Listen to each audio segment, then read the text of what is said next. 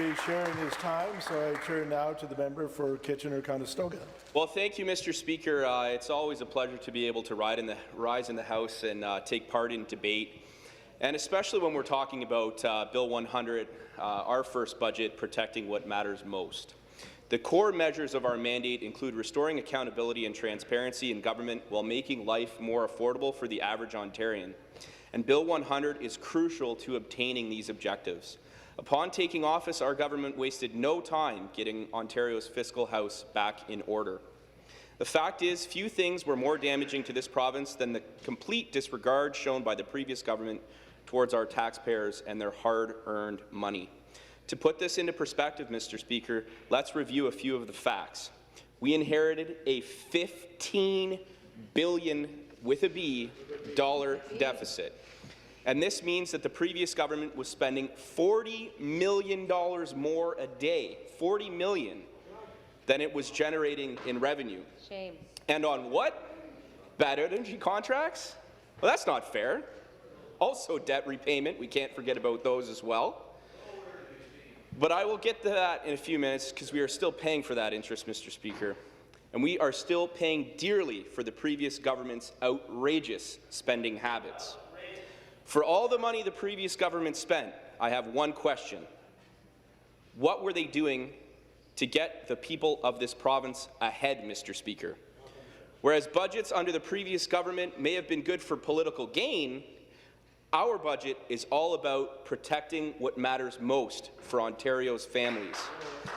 We are making the hard decisions that need to be made now to ensure that our province and future generations inherit a more stronger and more prosperous province than before we took over. Our plan is a reasonable one that would deliver Ontario to a balanced budget and surplus, might I add, by the year 2023-24. We are moving quickly, but let me stress that we are taking a balanced approach and providing real relief to businesses and families along the way. While cleaning up this province's finances, our government has also committed to delivering $26 billion in relief over the next 6 years through the elimination of harmful taxes implemented under the previous government, such as the job-killing and regressive cap-and-trade carbon tax, the elimination of planned tax hikes, Mr. Speaker, the implementation of new tax credits for individuals and families, like the lift tax credit and the care tax credit, providing corporate income tax relief through the Ontario Job Creation Incentive, and cancelling over $150 million in scheduled fee increases and increasing funding for electricity price relief. Our plan, unlike the previous government, is a plan that Ontarians can trust. And don't take my word for it, Mr. Speaker. Take the word of the Financial Accountability Officer, who was quoted in the Toronto Star just a few days ago stating the following, and I quote, "If the government is able to maintain its spending plan, restraining spending growth to 1%, I think it's got a very realistic chance of achieving this plan." And that's the last time it's been done in Ontario, ready for this, Mr. Speaker, since the 1990s. That's right. Just like my father's government, ours came into power at a time when the province is confronting a crisis, just like when they had to come in and clean up the mess that Bob Rae left. A crisis generated by the previous government's spending problem, spending frivolously to do little more than rack up the debt. And oh yes, it's time that we talk about the debt. Did I mention the fact that Ontario is the most indebted sub-sovereign nation in the entire world, Mr. Speaker? I will tell you more. And what does this mean for the people of Ontario? Why is that such a bad thing? Well, I think we all know the answer to this question, but allow me to refresh our memories. It's quite simple. Debt accumulates interest, and that takes up space on the budget. Right now, Ontario is facing over a $13 billion interest payments of debt each year. $13 billion a year, servicing the debt. That is actually the fourth largest line item in the budget. And the sad reality is every dollar we spend towards paying interest on the debt, and I know that my colleague from Stormont, Dundas South, Glengarry mentioned this earlier, every dollar that we pay on the debt in other circumstances could have been directed to more profitable pursuits, such as healthcare, education, hospitals, you name it, Mr. Speaker. That is why it is so important that our government has to come in and clean things up. Cleaning up this mess begins with changing the way we scrutinize our spending, and this comes with adding measures of accountability for government officials, agencies, and programs.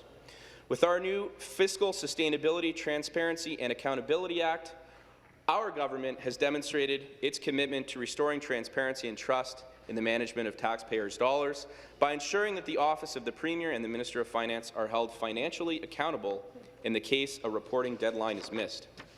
Our government is guaranteeing that the Premier and the Minister of Finance will pay a penalty of 10% of their wages for a missed public reporting deadline. What this is about is holding ourselves as a government to the highest possible standards so that we may be able to perform to our highest abilities in fulfilling our mandate set out by the people of Ontario.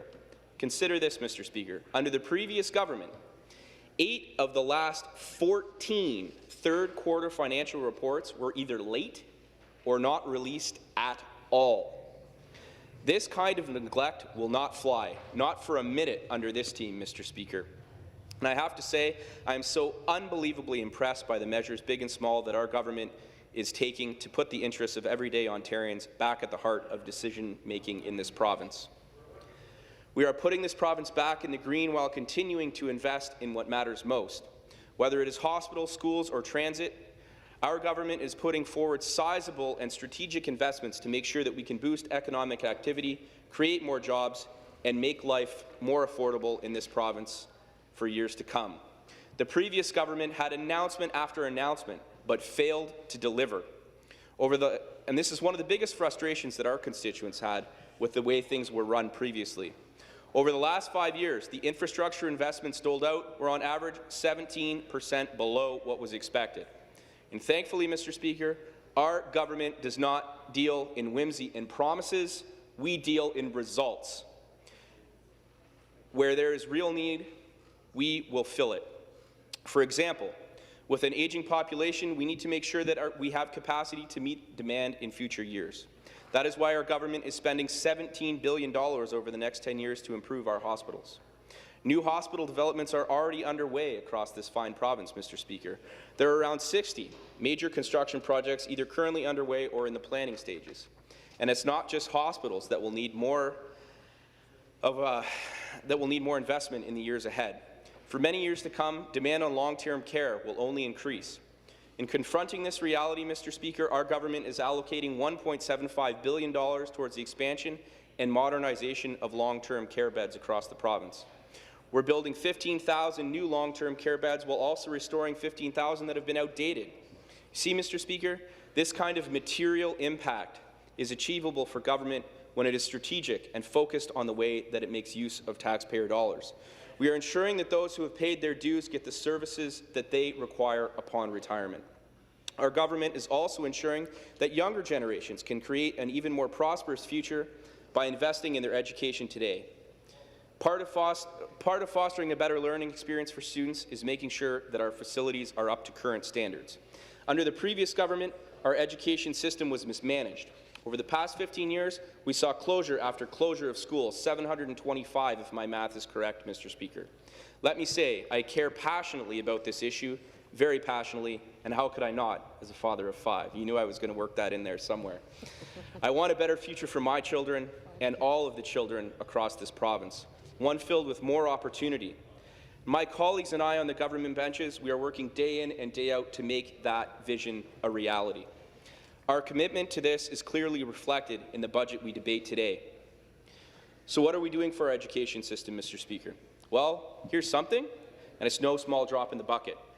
Our government has committed to devoting $13 billion in capital investment towards building new schools and expanding our existing infrastructure. This investment will be rolled out over the next 10 years, and it begins with this budget, Mr. Speaker. Over the next year, Ontario students will benefit from $1.4 billion in school renewal and repair. Expanding our infrastructure, whether it be in the form of hospitals, schools, or roadways, is one of the principal ways in which our government can create a more profoundly positive impact on Ontario's economic outlook. It should come as no surprise, therefore, that our government is investing $1.3 billion towards rebuilding and restoring our highways. All of this comes in addition to the record-breaking funding we're putting forward on the transit file, with the expansion of transit options for Scarborough residents, like the extension of the Yonge Line, the extension of the Eglinton West LRT, and of course the introduction of the new Ontario Line. With that, Mr. Speaker, I'll be fully supporting this budget, and I'm looking forward to the questions and comments. Thank you.